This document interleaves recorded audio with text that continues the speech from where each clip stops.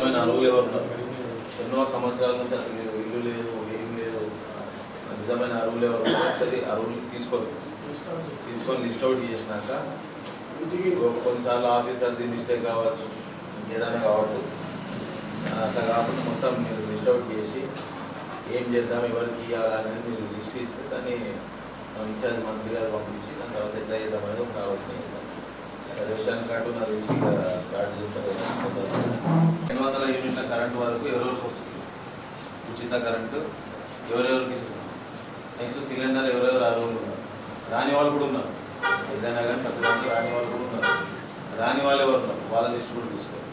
అవసరమైతే రేపు మనం ఏం చేద్దామంటే ఒక గ్రామంలో ఇగో ఇంతమందికి మనం మొత్తం 232 మందికి కరెంటు ఫ్రీ ఇస్తున్నాం. ఈ ఉత్ప గ్రామంలో ఇగో ఇంతమందికి సిలిండర్ ఇస్తున్నాం. పేరు, హౌస్ నెంబర్ రిపీట్ చేసినాం అనుకో ఆటోమేటిక్గా అందరు లిస్ట్కి వచ్చేస్తారు.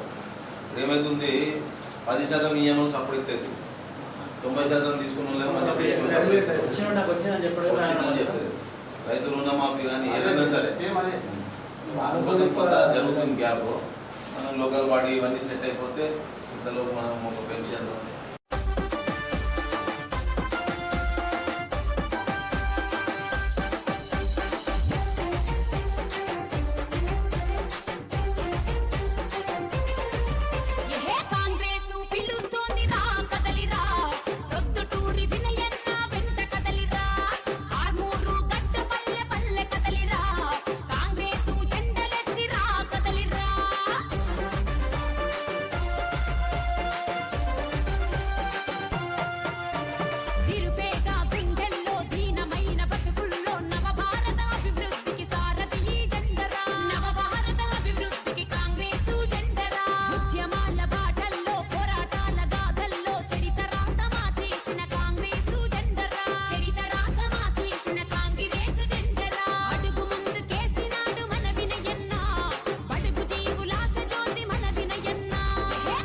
ఈరోజు పొద్దున నుండి 4 మండలాల్లో కార్యకర్తల సమావేశం పెట్టడం జరిగింది.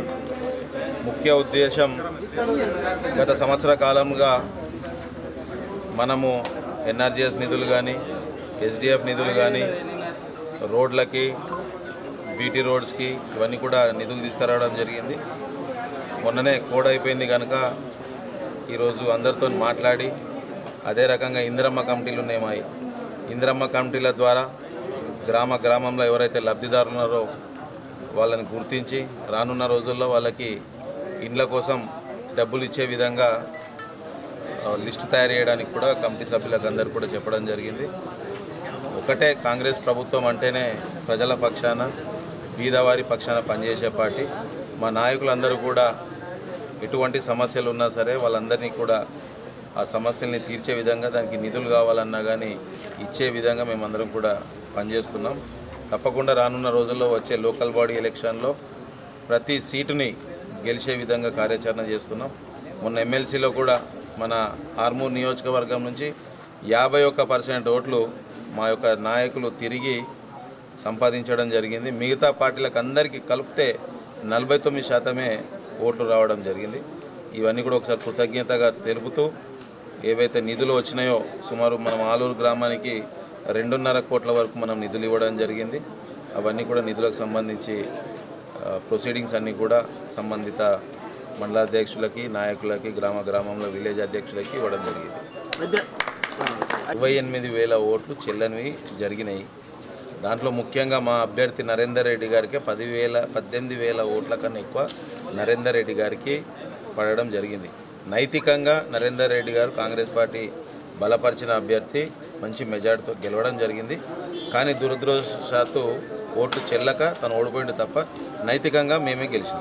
గంగాధర్ మదనం గారు డిఎస్పీగా విఆర్ఎస్ తీసుకొని పోటీలో రావడం జరిగింది.